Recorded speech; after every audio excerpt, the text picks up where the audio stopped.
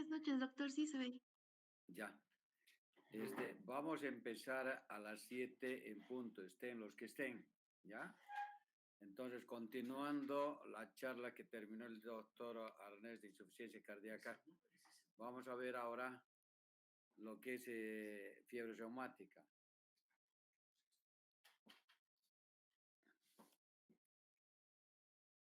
¿Cómo van a definir ustedes lo que es la fiebre reumática?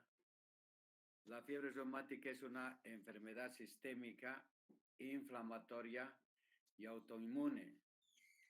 Y esto va a ser precedida por una infección estreptocócica, ya sea en la faringe, amígdalas o cuando el paciente tiene otitis media. Y secundario a qué germen, al estreptococo beta hemolítico del grupo A de Lansfield. Como dicen en la fiebre reumática lame las articulaciones y muerde el corazón, en el sentido de que vean el daño que va a condicionar a nivel del corazón, va a condicionar arritmias, insuficiencia cardíaca y por último va a condicionar alteraciones a nivel de las válvulas, la válvula mitral, la aórtica, que son las más afectadas. ¿Cuál es la etiología? La etiología es el estreptococo beta hemolítico. Y como ven acá al lado derecho, la estructura del estreptococo que tiene una pared celular y que tiene proteínas antigénicas del tipo MT, las cuales son cepas encapsuladas, resistentes a la fagocitosis, altamente inmunogénicas. De ahí es que tienen ustedes, cuando comento la definición inflamatoria y autoinmune, ¿ya? Por las características del estreptococo. ¿Cuáles son los factores ambientales en los cuales van a tener mayor incidencia de fiebre reumática? Van a ser personas que viven en hacinamientos y la edad etaria generalmente es de los 5 a 15 años. En la fisiopatología va a depender de 3 aspectos. 1, susceptibilidad del individuo. 2, de la respuesta inmune anormal. Y 3, depende también de la virulencia del estreptococo beta hemolítico. Vean ahí que del 0,5 al 3%, los pacientes que hacen faringitis estreptocócica no tratada, la enfermedad, van a presentar fiebre reumática. La incidencia del 50%, aquel paciente que ha tenido faringitis estreptocócica, un episodio previo va a desencadenar fiebre reumática. Muy bien, en la fisiopatología, vean acá el estreptococo beta hemolítico secundario a una amigdalitis pultácea. ¿Qué va a ser la proteína M al cual se van a unir al monocito en el torrente sanguíneo? Van a estimular a los linfocitos B. El macrófago va a presentar al antígeno y los linfocitos van a producir linfocinas y va a ser procesos inflamatorios. ¿Me puede decir qué son las linfocinas? ¿Qué son?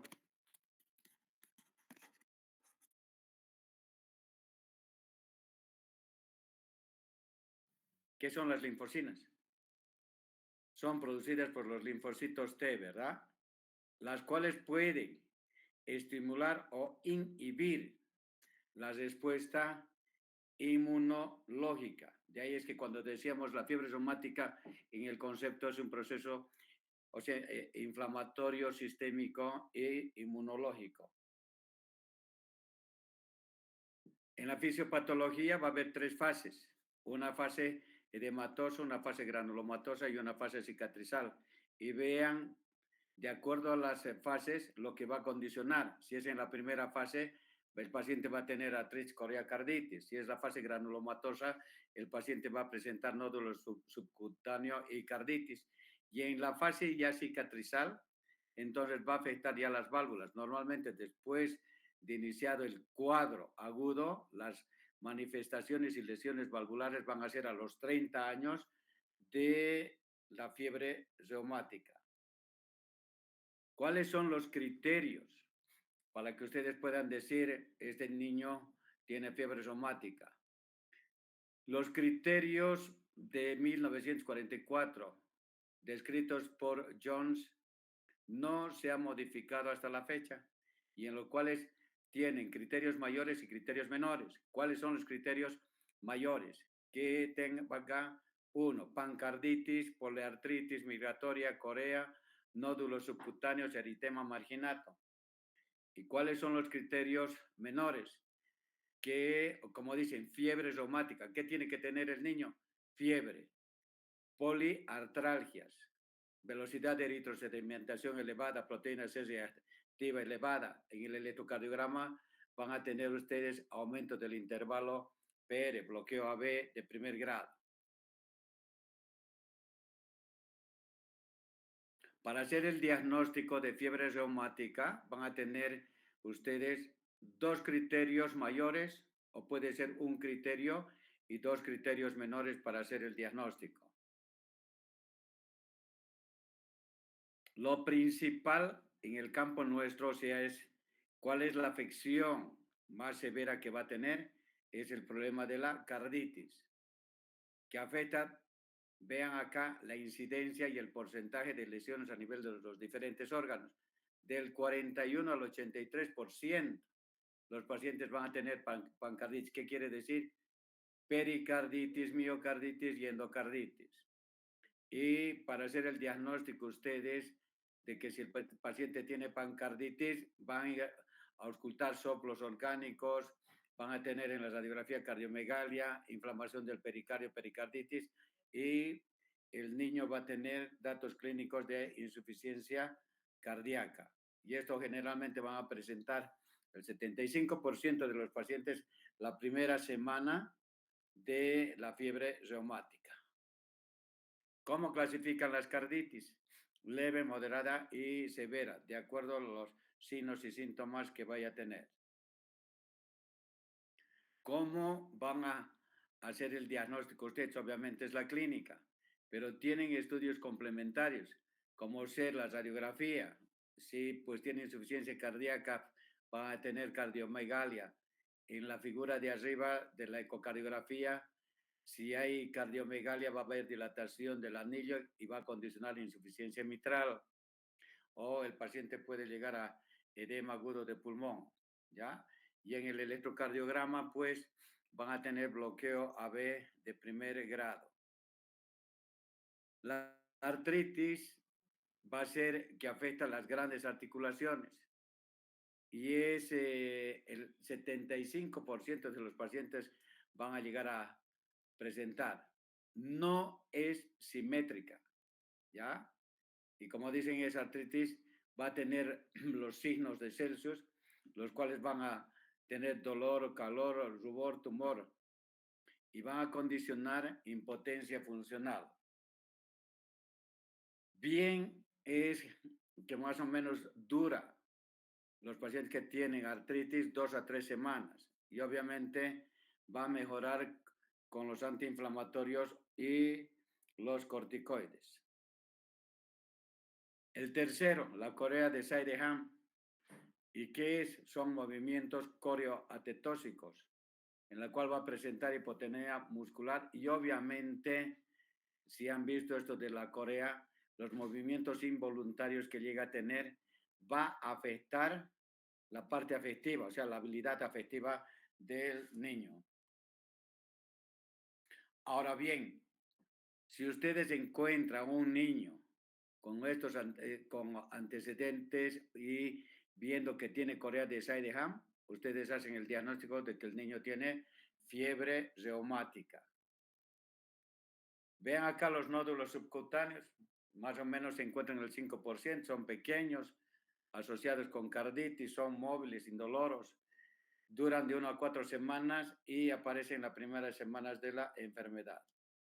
Y por último, el eritema marginado, que se localiza en el tronco y zonas proximales de las extremidades, pero nunca estas lesiones aparecen en la cara. Obviamente van a acentuarse con el calor. Para el diagnóstico no hay pruebas específicas para que les digan muy bien tiene fiebre reumática. Obviamente tienen ustedes la clínica y los exámenes complementarios. Entonces les va a ayudar acá las reacciones inflamatorias, como ser que la velocidad de sedimentación va a estar aumentada, la PCR va a estar aumentada, antiestreptolicina va a ser positiva y los anticuerpos anti-hialuronidasa. Y obviamente tiene el otro método de diagnóstico. Si tiene fiebre, ¿qué es lo que va a tener? Taquicardia. Pero en el caso cuando tiene taquicardia, el intervalo PR va a estar corto o va a estar prolongado. Cuando es fiebre de cualquier etiología, ¿cómo va a estar el intervalo PR?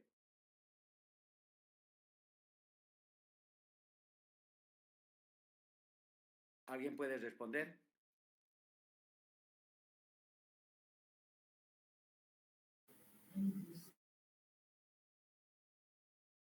¿Alguien puede responder? No. Prolongado, doctor. Normal va a estar prolongado, ¿verdad? Normal. ¿Es correcto o no? Solamente hay un estudiante. Escuchen bien. Cuando hay taquicardia, escuchen bien, cuando hay taquicardia, el intervalo PR se acorta. Se acorta.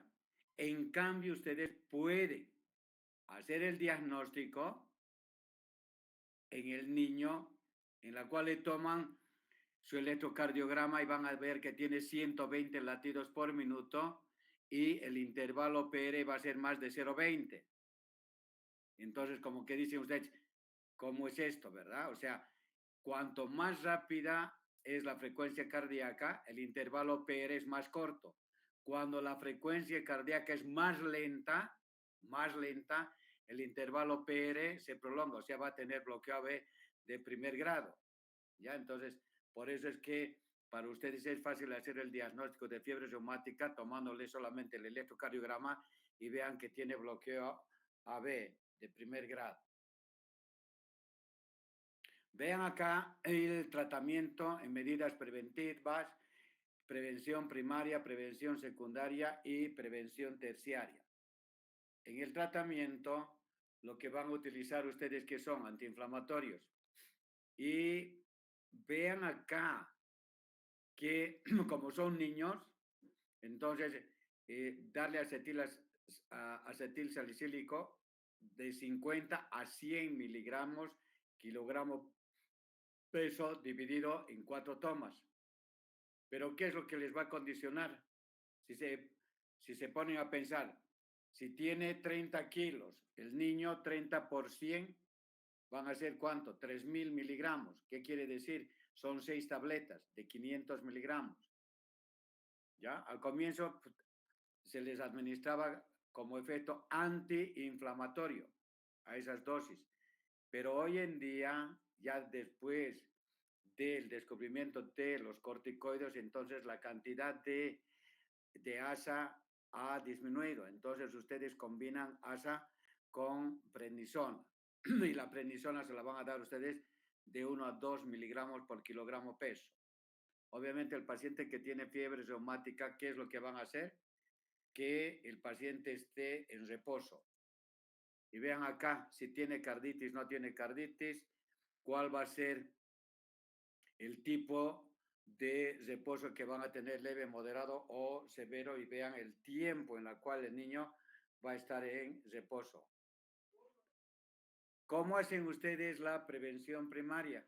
Entonces vean acá los fármacos, todas las penicilinas que ustedes conocen, y si el paciente es alérgico a la penicilina, entonces pueden utilizar ustedes cefalosporinas, del tipo de la cefalexina o la clindamicina o macrólidos, acitromicina, claritromicina, oxitromicina y todos los macrólidos que conocen ustedes. En la prevención secundaria, tienen ustedes la penicilina B, la G, la benzatínica. Y obviamente si son alérgicos, entonces van a darles ustedes macrólidos.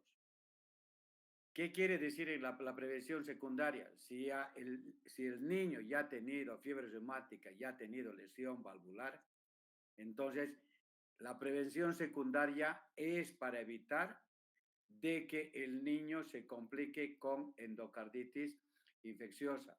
De ahí es de que cada 21 días ustedes ya podrán darle pues a su paciente penicilina benzatínica pues cada 21 días, ¿ya? Entonces, esa es la prevención secundaria para evitar de que el niño tenga endocarditis infecciosa. Y acá tienen el tratamiento de los pacientes que tienen Corea.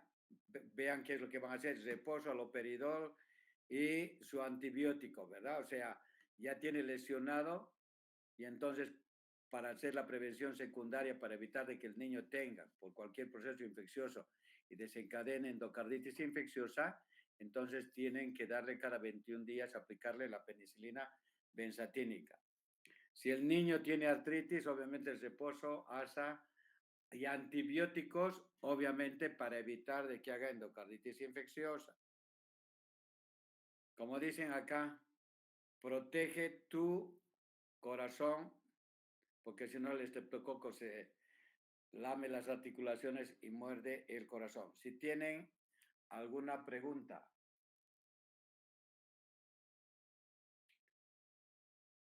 ¿Tienen alguna pregunta?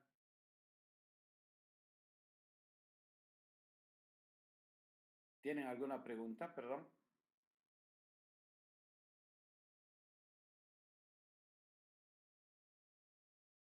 ¿Están en clases o se han ido a festejar el Día del Padre?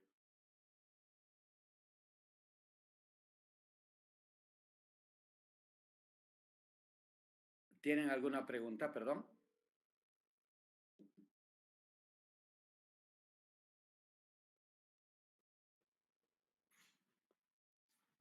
Hola.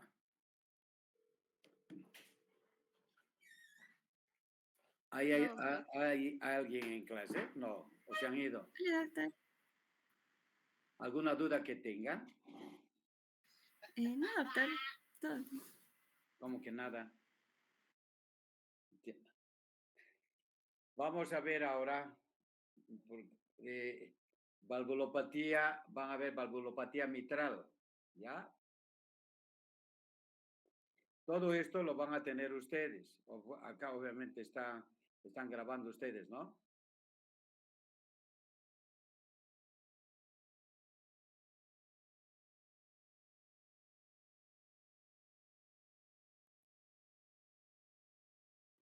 ¿Cuántos alumnos son de cuarto año?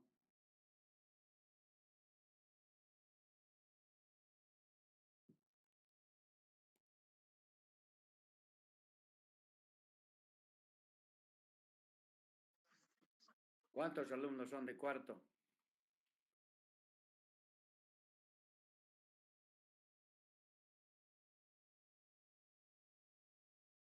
¿Eh? ¿Y cuántos están para ahorita?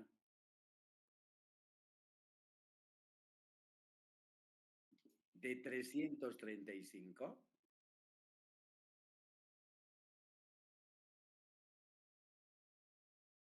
Qué grave. ¿Y quieren ser médicos? ¿O les van a prestar o lo único que van a hacer es agarrar acá las clases grabadas? En fin, estamos como estamos. Si el niño o el paciente ha tenido fiebre reumática, ¿cuál va a ser la válvula que va a ser afectada? La válvula afectada por orden, va a ser la válvula mitral. 70-75% la válvula mitral. 20 a 25% va a ser la válvula aórtica y el 5% va a ser la válvula pulmonar y tricuspidia. Entonces, cuando vean ustedes un paciente con antecedentes de que ha tenido fiebre reumática, ¿qué es lo que va a encontrar? Ya va a ser estenosis mitral o insuficiencia o estenosis mitral o insuficiencia. ¿Ya? Entonces, de ahí es de que tienen que saber ustedes el porcentaje de lesión que condiciona la fiebre reumática. Y todo esto va concatenado, o sea, han visto fiebre reumática, no han hecho el tratamiento correcto de darle la penicilina. Entonces, ¿qué ha conllevado al niño? A que presente lesión valvular. Vamos a suponer que a los 10 años tuvo fiebre reumática y ustedes más 30 años que va a presentar la lesión. Entonces, a los 40 años aparece con su soplo, aparece con sintomatología y dicen, ¿qué es lo que ha pasado? No, pues de chiquito, pues a los 5 o 10 años tuvo fiebre reumática, no fue tratada como tal. O sea, no le pusieron su penicilina y hoy en día tienen la ventaja ustedes que tienen la 633 o la Triapen Forte 1.266 y entonces con el cual ustedes van a poder erradicar el estreptococo beta hemolítico. Una vez de que ustedes no hicieron el diagnóstico, no hicieron el tratamiento adecuado y en el tratamiento adecuado ustedes le dieron que sulfas, que tetraciclina y demás, ¿qué han hecho? Lo han condenado al niño a que tenga lesión valvular. Entonces, vamos a ver ahora la lesión secundaria a la fiebre reumática, la afectación de la válvula mitral. Para hacerles un recuerdo, ¿cuál es la anatomía de la válvula mitral? Tiene un anillo fibroso, tiene dos valvas, una anterior y otra posterior, tiene cuerdas tendinosas y músculo papilar. ¿Cuál es el diámetro del orificio valvular? De 4 a 6 centímetros cuadrados. Y acá tiene entonces, lo primero, estenosis mitral. ¿Cómo definen estenosis mitral? Como la obstrucción del tracto de entrada del ventrículo izquierdo a nivel de la válvula mitral. Más fácil. Tienen la aurícula izquierda y el ventrículo izquierdo. Y en la estenosis, ¿qué es? Dificultad del paso de sangre de la aurícula izquierda al ventrículo izquierdo durante la diástole, que es la diástole es la apertura de la válvula mitral. O pueden llamar también estrechamiento del orificio valvular mitral, alteraciones de las valvas o alteración del aparato de sostén, como ser los pacientes que tienen válvula en paracaídas, cardiopatías congénitas. ¿Cuál es la etiología del estenosis mitral? Vean acá, el 75% secundaria a quién? La fiebre reumática. Pero pueden tener ustedes otras etiologías, como ser síndrome de Luttenbacher, enfermedad de Fabry, síndrome de Hurler, válvula mitral en embudo, que es congénita. Puede ser pacientes que tienen amiloidosis que ha afectado las válvulas, pacientes con drogas, pacientes que tienen fibrosis y calcificaciones, pacientes que tienen tumores como los mixomas y las pacientes que tienen enfermedad protésica, pacientes con válvulas biológicas que a lo posterior van a disfuncionar por calcificación y tienen que hacer recambio de dicha válvula. Vean acá, en la etiología, vean acá, en la figura de la izquierda es una válvula mitral, la cual tiene fibrosis, fusión de las comisuras y calcificación. ¿Qué simula? Simula, vean, Albatraz US. Es como dicen, cuando ven en el eje corto, la válvula mitral simula, fíjense, a la boquita del pescado. Es similar a ese batracio, vean. El de acá es la válvula mitral que está fusionada, engrosada y calcificada. Según la ecocardiografía, ustedes pueden clasificar la estenosis mitral en 3 grados. Leve, cuando el área valvular es de 1.5 a 2 centímetros cuadrados. Moderada, de 1 a 1.5 centímetros cuadrados. Y la severa es menos de 1 centímetro cuadrado. ¿Ya? Entonces, cuando digan el paciente requiere cirugía, cambio valvular, es que el área valvular es menos de 1 centímetro cuadrado. Ahora, lo más importante es la fisiopatología. Siempre, siempre, si no saben fisiopatología, no van a poder saber la clínica ni la sintomatología y peor, ustedes el diagnóstico y el tratamiento que van a hacer en el paciente.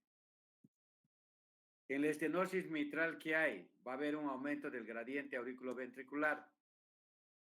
¿Qué es lo que va a condicionar? Aumento de la presión de la aurícula izquierda, por un lado. Al lado izquierdo, ¿qué va a producir? Si aumenta la presión de la aurícula izquierda, ¿qué va a condicionar? Dilatación de la aurícula izquierda. La dilatación de la aurícula izquierda, ¿qué va a condicionar? ¿Qué tipo de arritmia? Fibrilación auricular. Y la fibrilación auricular, ¿qué va a condicionar? ACV embólico o tromboembolia pulmonar, por un lado. 2. Al aumentar la presión de la aurícula izquierda en forma retrógrada, ¿qué va a condicionar? Hipertensión pulmonar. La hipertensión pulmonar, ¿qué va a hacer? Va a producir agrandamiento del BD y va a haber incompetencia de las válvulas, es lo que llaman insuficiencia tricuspidia órgano-funcional. Entonces va a tener insuficiencia tricuspidia, la cual va a haber que dilatación de la aurícula derecha y van a tener sintomatología de falla ventricular derecha. ¿Y qué quiere decir? Que el paciente va a tener que ingurgitación yugular, hepatomegalia y edema en miembros inferiores. 1. 2. La hipertensión pulmonar, ¿qué es lo que les va a condicionar? Hipertensión de la arteria pulmonar y hipertensión venosa pulmonar. Y entonces van a tener ustedes sintomatología de falla ventricular izquierda. Y entonces lo que va a condicionar acá es falla ventricular izquierda y derecha cuando el paciente no ha sido diagnosticado, no le han hecho el tratamiento correspondiente y pues va a tener falla biventricular. Si ustedes no han hecho el diagnóstico y hacer el cambio valvular. ¿Qué manifestaciones clínicas va a tener el paciente que tiene estenosis mitral? Casi el 50% de los pacientes no saben si han tenido fiebre reumática, no saben. Obviamente de pequeños, 5 o 10 años, ¿quién va a saber que ha tenido fiebre reumática? La que les puede dar la información, obviamente, va a ser los padres del paciente, ¿verdad? Pero pues a los 40 años, ¿quién sabe qué tuvo? Entonces, el paciente que va a presentar disnea, palpitaciones, hemoptisis. Y esa es la triada de Uchar. O el paciente ya va a tener falla y síntomas y signos clínicos de falla ventricular derecha. O al final, el paciente puede hacer ACVs embólicos o tromboembolia pulmonar. O va a tener el síndrome de Joren, compresión del nervio recurrente laríngeo. Vean acá en la estenosis mitral, en el examen físico, la semiología, lo que ustedes van a poder ver en el paciente. Vean la fase de Corbisat. Presenta eritrocianosis malar y van a tener a nivel del lóbulo de la oreja y de la punta de la nariz, el pulso yugular con una onda A gigante y una onda B, el pulso arterial va a ser normal, irregular si el paciente tiene fibrilación auricular y va a tener un parvus celer. A la palpación van a tener latido sagital y latido en balancín. Y vean acá la triada de Chávez. En la auscultación, en la estenosis mitral, tienen ustedes la onomatopeya de Durosies. ¿Y qué quiere decir? Que el primer ruido va a ser brillante. 2, chasquido de apertura. 3, retumbo diastólico. Y va a tener reforzamiento presistólico y el segundo ruido va a estar acentuado. ¿Quién puede decirme por qué el segundo ruido está acentuado y en qué caso?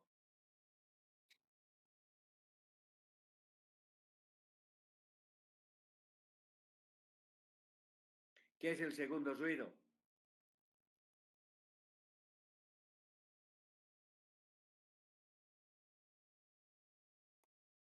¿Hay alguien? ¿Qué es el segundo ruido? El cierre de las válvulas semilunares, doctor. Aórtica La aórtica y pulmonar, ¿verdad? ¿Está bien? Cierre de la válvula sigmoidea aórtica pulmonar.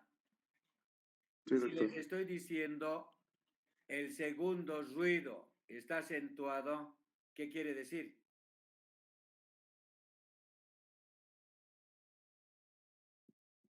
¿Qué quiere decir?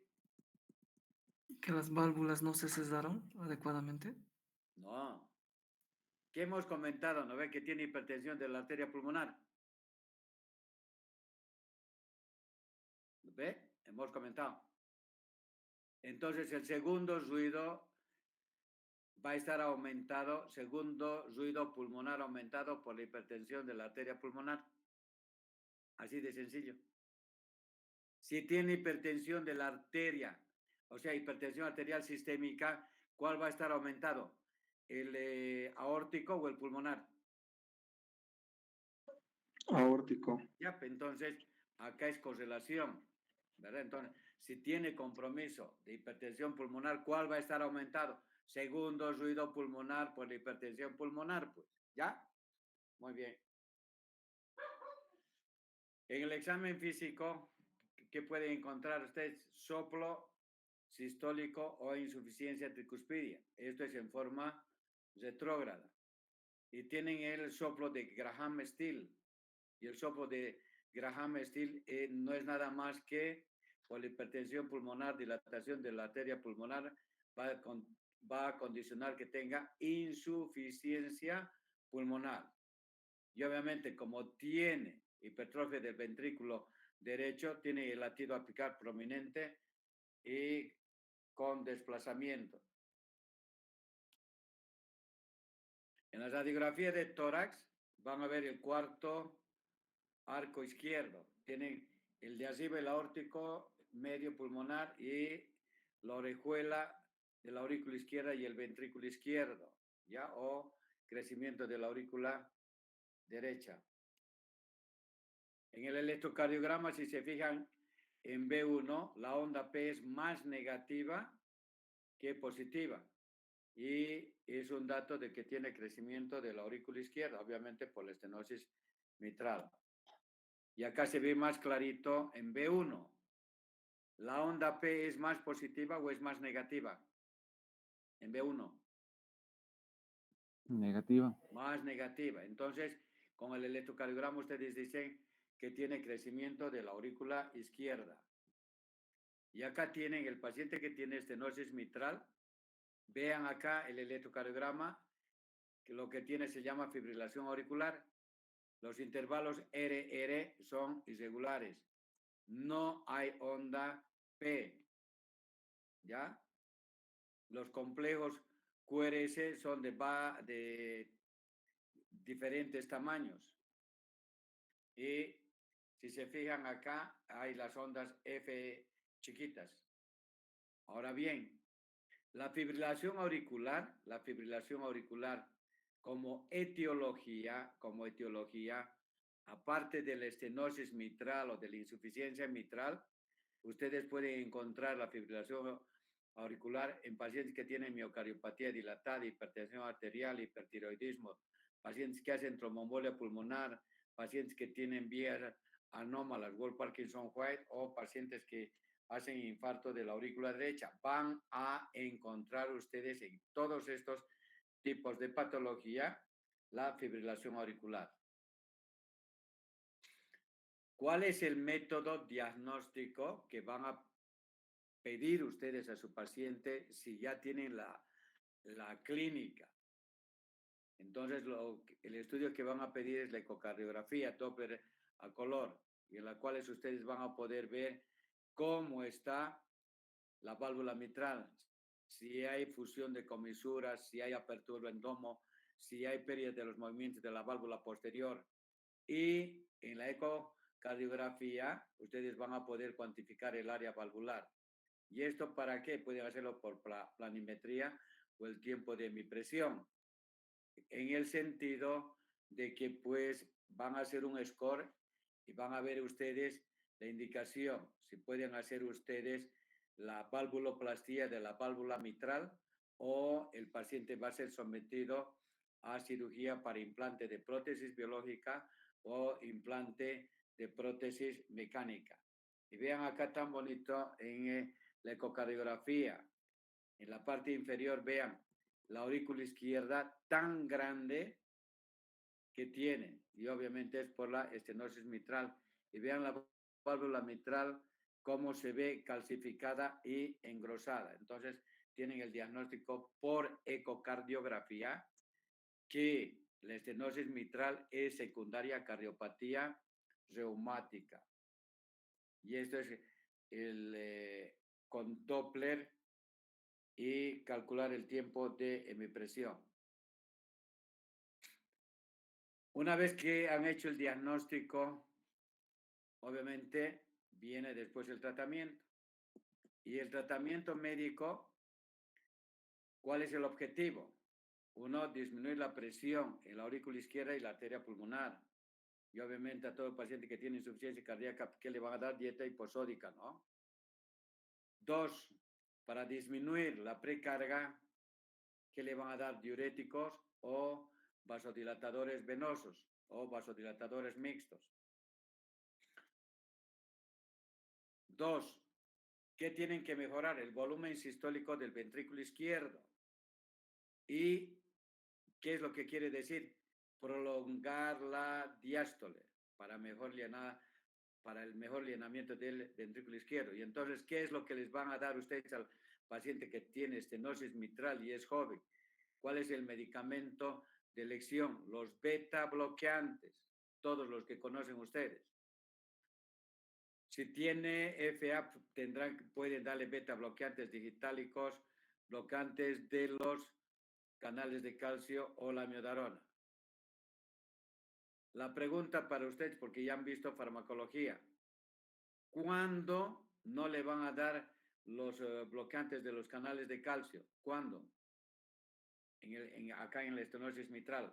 ¿Cuándo? ¿O está contraindicada?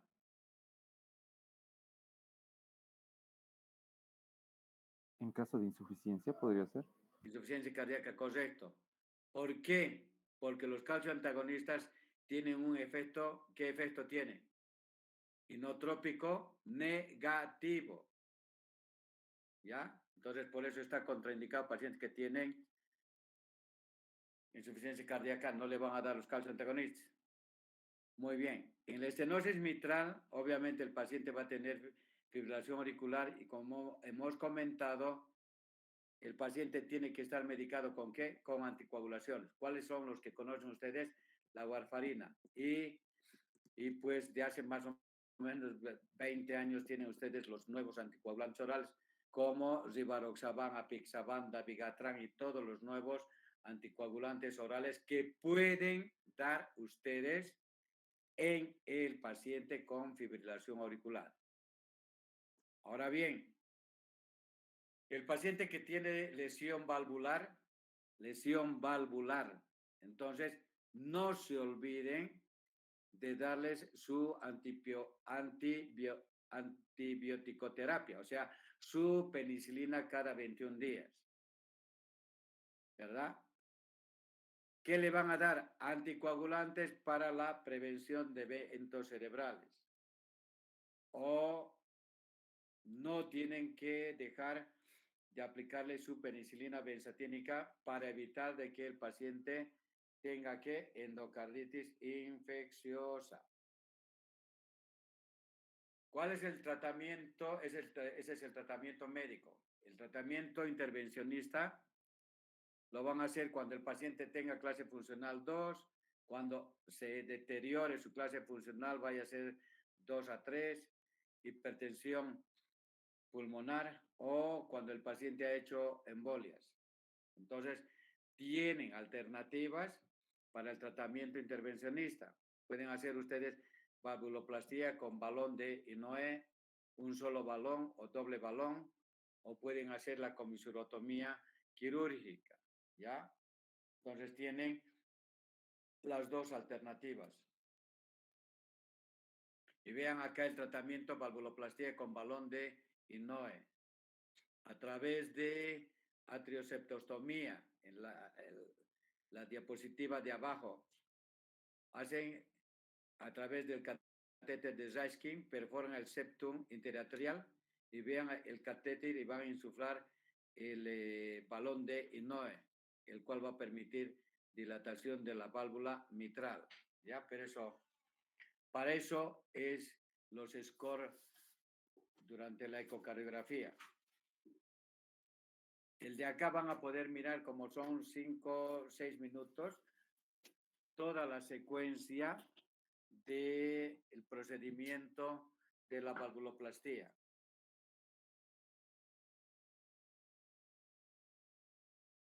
Antes del advenimiento de la cirugía, de la implante de las prótesis biológicas o mecánicas, hacían la comisurotomía mitral, pero hoy en día ya no la hacen. Y por último, tienen ustedes reemplazo de la válvula mitral, ya sea con prótesis biológica o prótesis mecánica.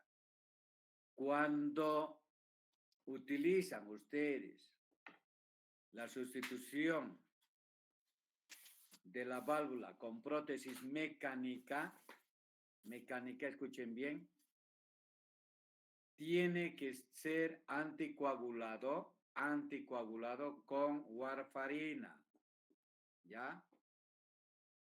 Warfarina. Y los niveles de PT-INR va a ser de 2.5 a 3, en la cual ustedes van a estar con buena anticoagulación. Y si el paciente es sometido a cambio valvular con prótesis biológicas, solamente le van a dar antiagregante plaquetario, clopidogrel o aspirina, y no requieren anticoagulación. ¿Y en qué tipo de pacientes estos? Pacientes que tienen trastornos de la coagulación. ¿Ya? Entonces, no la vas a anticoagular con prótesis mecánicas si tiene trastornos de coagulación, ¿verdad? O pacientes que no tienen grado cultural, que no van a hacer el control en forma mensual de su PT-INR. La pregunta para ustedes, ¿por qué no se utiliza los NACOS, o sea, los nuevos anticoagulantes orales? ¿Por qué?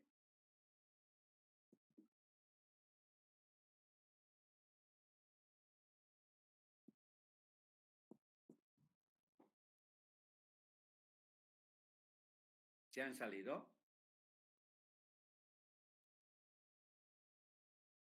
¿Por qué no utilizan? No utilizan los nuevos anticoagulantes orales. ¿Por qué? Porque no actúan igual que la warfarina, ¿ya?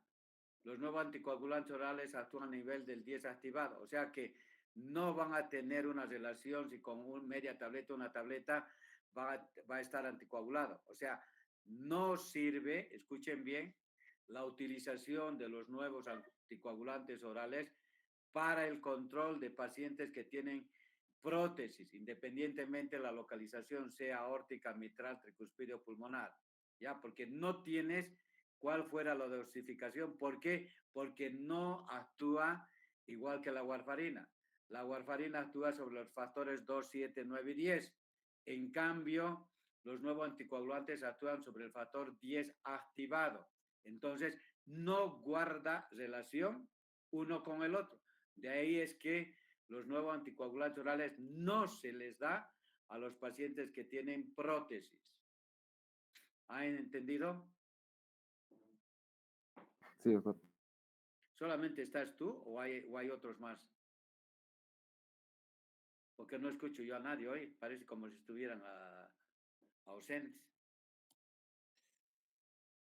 Y ahí vean los diferentes tipos de prótesis. Los de arriba son prótesis biológicas de tejido porcino. Y los de abajo, el de la izquierda, es los primeros prótesis mecánicas de discos. Si se fijan, hay una bolita. Es el de Star Edward. Y los otros son prótesis de bajo perfil. Vean los diferentes tipos. El que es parecido a la válvula mitral es el de St. Jude. Pero vean acá los diferentes tipos de prótesis mecánicas. Y por último, vamos a ver la insuficiencia mitral. ¿Cómo define insuficiencia mitral?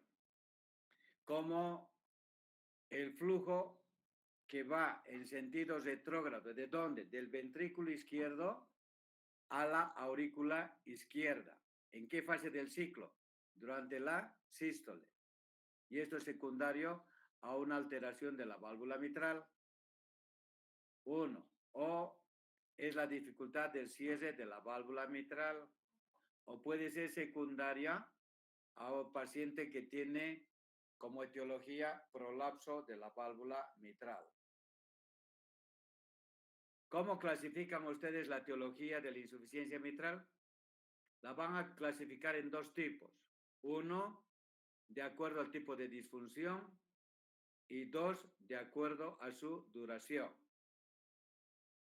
Vean acá, de acuerdo al tipo de disfunción, vean acá 1, 2, 3, 4. En el primero, disfunción tipo 1, movilidad normal. Lesiones, que va a condicionar dilatación anular, deformidad anular, perforación de las válvulas, hendidura de las válvulas. ¿Y cuál va a ser la etiología? Vean acá en la disfunción del tipo 1. Cardiopatía isquémica dilatada, endocarditis y patología congénita.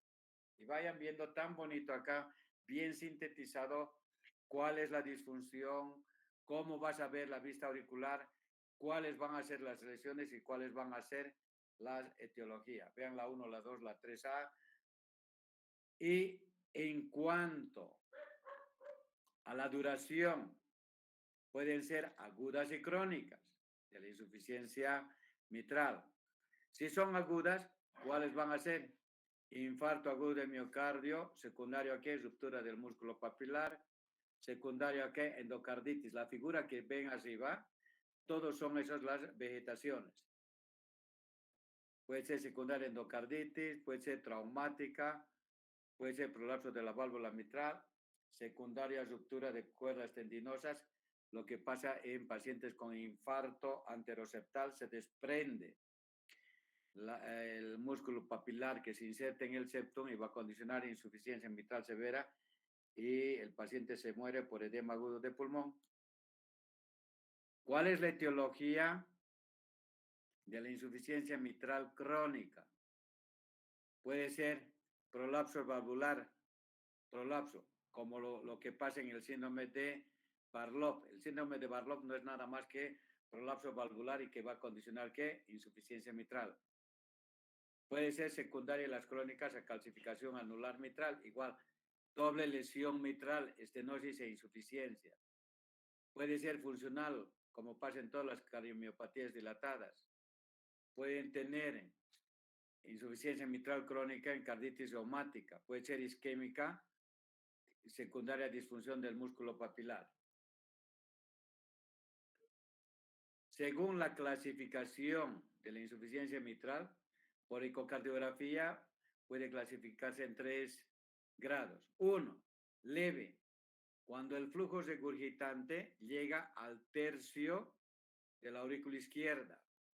El flujo regurgitante, o sea, el flujo que va del ventrículo izquierdo a la aurícula izquierda, ustedes dividen la aurícula izquierda en 3 tercios. El primer tercio, si el flujo, el de la izquierda, llega hasta el tercio casi a nivel de la válvula mitral, dicen leve. Cuando el flujo regurgitante llega al tercio medio de la aurícula izquierda, dicen insuficiencia mitral moderada. Y cuando el flujo retrógrado del BI a la AI llega a las venas pulmonares, dicen ustedes que tienen insuficiencia mitral severa y puede hacerles edema agudo de pulmón.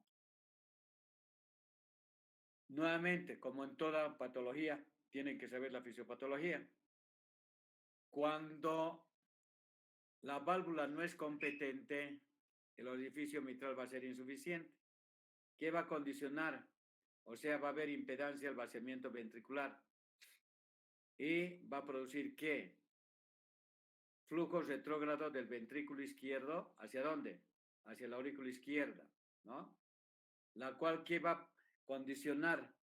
Que haya sobrecarga de volumen.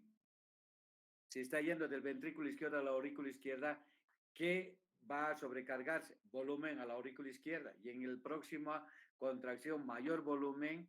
Y de ahí que dicen sobrecarga de volumen a la aurícula izquierda y al ventrículo izquierdo. La sobrecarga de volumen que va a condicionar, ¿qué va a producir en la aurícula izquierda? Dilatación de la aurícula izquierda. Si va a producir dilatación de la aurícula izquierda, ¿qué va a condicionar? Fibrilación auricular. Y la fibrilación auricular va a condicionar que ACVs embólicos o tromboembolias pulmonares. Muy bien, por un lado. Y por el otro lado, obviamente, como es falla cardíaca izquierda, va a tener sintomatología de disnea paroxística, nocturna, ortopnea, van a ver en la radiografía cardiomegalia o va a tener fenómenos embólicos. Y si continúa, va a tener disnea progresiva, edema agudo de pulmón, disfunción ventricular grave. Y el paciente, pues, va a tener que ir a recambio de la válvula mitral. Si la insuficiencia mitral es aguda, como en los casos de endocarditis, ruptura del músculo papilar y demás, ¿qué va a presentar? Lo que están viendo ahí, infiltrado, ahí reticular. Imagen en mariposa, que traduce edema agudo de pulmón. Entonces, ¿qué va a encontrar? Estertores crepitantes, va a tener disnea extrema y va a tener esputo asalmonada. O sea, el paciente está en edema agudo de pulmón cuando el paciente presenta insuficiencia mitral de etiología aguda. Y por último va a ser disfunción ventricular, choque cardiogénico y el paciente se muere en insuficiencia mitral aguda. Y si el paciente tiene insuficiencia mitral crónica, dependiendo de la insuficiencia, lo que comentábamos, si era leve, moderada o severa. Si es leve, pues el paciente puede ser su vida normal. Y pues es asintomático, pues su calidad de vida va a ser muy buena. Ahora, ¿cuáles son en las crónicas asintomáticas por muchos años? Pero puede reagravarse. Puede haber disminución de la capacidad funcional disminuida. El paciente ya puede presentar disnea de esfuerzo o disnea paroxística nocturna. Puede tener disfagia y disfonía por crecimiento de la aurícula izquierda. Y si el paciente tiene insuficiencia mitral de larga duración, igual que la estenosis mitral, va a tener hipertensión pulmonar y síntomas de falla ventricular derecho. Y si hay dilatación de la aurícula izquierda, ¿con qué se va a complicar? Con una arritmia. ¿Y cuál es la arritmia? Es la fibrilación auricular. En el síndrome de Barlow es el prolapso de la válvula mitral. ¿De qué se va a quejar el paciente? Palpitaciones, dolor precordial, parestesias, síncope, presíncope, disnea, personalidad lábil y pánico y todo lo que van a encontrar ustedes. Tratamiento va a ser el propanolol. En la insuficiencia mitral, ¿qué es lo que van a encontrar? Nuevamente, vean acá en la foto, la de arriba, vean la yugular, la ingurgitación yugular que llega hasta el borde inferior del maxilar inferior. Y vean acá el latido paraesternal, que les va a dar datos a ustedes de que el paciente tiene insuficiencia cardíaca derecha, que en forma retrógrada la insuficiencia mitral severa va a repercutir igual que la estenosis mitral. Y en el examen físico, ¿qué es lo que va a encontrar? Soplo o los sistólicos de regurgitante apical. ¿Cómo pueden hacer el diagnóstico diferencial de insuficiencia mitral y tricuspidia? Si ustedes, en el caso de insuficiencia mitral, ustedes van a colocar decúbito lateral izquierdo y el soplo o lo sistólico en foco mitral se va a irradiar hacia la axila. No se va a irradiar hacia el foco tricuspidio, ¿ya? Para que tengan ustedes, cuando vayan a examinar al paciente, pues cuando hagamos las prácticas. La radiografía de paciente que tiene insuficiencia mitral leve, el corazón va a ser de tamaño normal, no hay datos de redistribución de flujo y en cambio, cuando la insuficiencia mitral es severa, vean ahí la cardiomegalia importante que tiene y congestión venocapilar y puede llegar hasta el edema agudo de pulmón. Acá el paciente tiene insuficiencia cardíaca izquierda. Nuevamente, igual que la estenosis mitral, ¿qué es lo que va a encontrar? Crecimiento de ¿quién? De la aurícula izquierda. Es igual, estenosis e insuficiencia mitral moderada o severa. ¿Cuál va a ser la cámara afectada? Va a ser la aurícula izquierda. Entonces van a tener una onda P negativa en B1 y van a tener una P bimodal en D2, D3 y ABF. Ya han llevado ustedes. Muy bien. Vean que es similar la estenosis, la insuficiencia mitral. Si es moderada severa, que va a condicionar dilatación de la aurícula izquierda, al producir dilatación de la aurícula izquierda, va a condicionar dos tipos de arritmias. Uno, fibrilación o flutter. El electrocardiograma que ven acá es lo que se llama fibriloflutter o flutter con conducción irregular. ¿Por qué? Porque los intervalos PR, vean acá, son irregulares, pero tienen acá los dientes de sierra, ¿ya? Entonces lo que tiene es flutter con conducción irregular y que también este tipo de pacientes tienen que ser anticoagulados. ¿Para qué? Para evitar de que formen trombos en las orejuelas y condicionen ACV embólico o tromboembolia pulmonar. Entonces, tanto la fibrilación auricular como el flutter auricular tiene que tener anticoagulación. Obviamente tienen las otras alternativas que seguramente les ha comentado el doctor Arnés, la ablación por radiofrecuencia o la crioablación para evitar las complicaciones que vaya a tener el paciente con estenosis e insuficiencia mitral con fibrilación auricular o con flutter. ¿Cuáles son los métodos diagnósticos? Similar al de la estenosis mitral, la ecocardiografía. En la ecocardiografía van a ver, vean acá, donde dice prolapso de la válvula mitral, vean la aurícula izquierda. Vean acá al lado izquierdo, vean el flujo retrógrado de la insuficiencia mitral. En la ecocardiografía, vean acá el flujo durante la sístole. Por eso dicen, ¿no? Cuando auscultan ustedes un paciente que tiene insuficiencia mitral, durante qué fase del ciclo va a haber el flujo retrógrado del ventrículo izquierdo a la aurícula izquierda, va a ser durante la sístole, y acá lo que tienen es el soplo o lo sistólico, y esa es la imagen por ecocardiografía. Y acá tienen el cateterismo cardíaco y cuáles son las complicaciones del paciente que tiene insuficiencia o estenosis mitral, fibrilación auricular, y si tiene fibrilación auricular, ¿qué les va a condicionar? Embolias periféricas o al sistema nervioso central. Si no hacen la profilaxis ustedes correspondientes de administrarle la penicilina benzatínica cada 21 días, la complicación que va a ser es endocarditis infecciosa. Y si el paciente tiene insuficiencia mitral aguda, puede ser edema agudo de pulmón y si no lo tratan se va a morir. O puede complicarse con arritmias ventriculares. Y el paciente puede hacer que muerte súbita y pues fallezca. Y el último, ya sea insuficiencia mitral moderada o severa, que es lo que va a ser insuficiencia cardíaca congestiva. ¿Cuál es el tratamiento? Una vez que han hecho ustedes el diagnóstico, tendrán que hacer el tratamiento. Tienen el tratamiento en fase aguda y en fase crónica. Si es fase aguda, tendrán los vasodilatadores. ¿Cuáles son los vasodilatadores? Uno pueden ser los venosos para disminuir la precarga y el otro los mixtos, IECA-ARA para disminuir la precarga y la poscarga.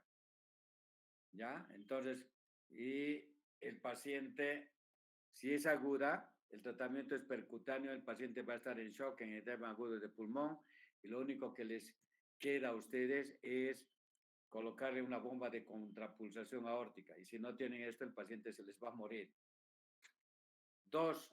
Cuando el paciente tiene insuficiencia mitral crónica, obviamente ustedes podrán evaluar al paciente por la clínica, 1, electrocardiograma, radiografía de tórax y ecocardiografía, y pues van a ver qué grado de lesión valvular y qué grado de insuficiencia mitral tiene. Entonces, con la ecocardiografía van a ver el tamaño y la función, capacidad de esfuerzo, posibilidad de separación, si tiene fibrilación auricular y dependiendo de la edad y patologías asociadas. El tratamiento médico, como en toda patología que tiene insuficiencia cardíaca, que va a ser dieta hiposódica y obviamente reposo. Depende obviamente del estadio y clase funcional que vaya a tener. Y lo que seguimos repitiendo, ¿qué tienen que hacer el paciente que tiene ya lesión valvular secundaria a la fiebre reumática? Ustedes tienen que darle tratamiento de profilaxis para evitar la endocarditis infecciosa, o sea, la penicilina benzatínica. ¿Ya? Y en los medicamentos para disminuir la postcarga y ECAs beta blocantes diuréticos nitratos, ¿ya? Disminuir la cantidad de sal. Y en el tratamiento intervencionista, obviamente, van a colocar ustedes implante de prótesis biológica o mecánica. O pueden hacer anuloplastía o reparación del anillo mitral. Y al final, lo que les va a quedar es reemplazo valvular, ya sean prótesis biológicas o prótesis mecánicas. ¿Ya? Entonces, tienen ahí los tipos de válvulas biológicas y mecánicas. Y con eso concluimos la estenosis e insuficiencia mitral. Para el día de mañana, jueves, vamos a ver, pero lo que quiero es que estudien. Vamos a ver estenosis aórtica y estenosis mitral. Se los voy a dar acá en la primera, la que hemos visto de endocarditis. Tienen ustedes ahí lo que es insuficiencia mitral tricuspidea y pulmonar, como ocupa el 5% de la afección de la fiebre reumática, tienen ahí toda la patología, ¿ya? Que van a estudiar y leer. Ya, para el día de mañana, entonces, estenosis aórtica y mitral. Ahora, vean ustedes, y esto no es para ustedes. ¿Cuál es el interés de 300 en la cual asisten 31? ¿Quién puede comentar? ¿Qué opinan? Doctor, buenas noches. Otros tienen clases de prácticas en este horario, doctor. ¿Crees que 100 tengan clases en este horario de 300? Como dices, ¿no ve? No insultes la inteligencia, o sea, que tengas que sacar cara por 300 y que esté en 31. Ya te acepto 50, te acepto. Que estén 50 pasando por práctica de esto o el otro, teoría de esto o el otro, sí. Y los demás. Por eso les digo, o sea, la verdad, ¿sabes qué? Con los 31 estoy feliz porque pues son los 31 que quieren o tienen interés de aprender, ¿verdad? Son mayores y pues acá no se les obliga a asistir a la clase, pues venir y demás. Pero el problema es de lo que estamos viendo. O sea, nos quejamos de la formación que estamos haciendo en ustedes. Entonces la pregunta es, ¿cuál es el interés? ¿Cuál es el interés? No es igual que agarres y pues veas o lo que he hablado, sí, esto y el otro, no es igual. Y por eso les digo, las dudas que tengan de gentileza me preguntan y pues ustedes van a ir resolviendo sus dudas. Pero la pregunta es, ¿qué interés tiene? O sea, la verdad no sé. Así que pues que tengan buenas noches, disfruten hoy, vayan a festejar a sus papis, felicítenlos de parte mía y que tengan una buena noche. El día de mañana, escuchen bien, a las 7, 1 o 2, empezamos a las 7. ¿Ya? O sea, no hay 7:30. Hay 2 alumnos, no 7 y 5, nada. A las 7 empezamos. Haya 1, empezamos con 1. ¿Ya? Entonces, y de favor, para ustedes, cuando vean un tema, por decir, el día de mañana van a hacer estenosis aórtica insuficiente, lean. Y al tener duda, me preguntan mañana. Entonces, les va a ser más fácil a ustedes poder aprender leyendo ya y qué es lo que vamos a ver.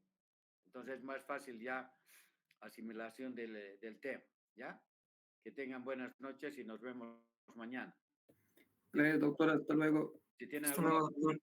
pregunta, hasta mañana. Hasta mañana, doctor. Gracias. Hasta luego. ¿Por qué? Hasta mañana, doctor.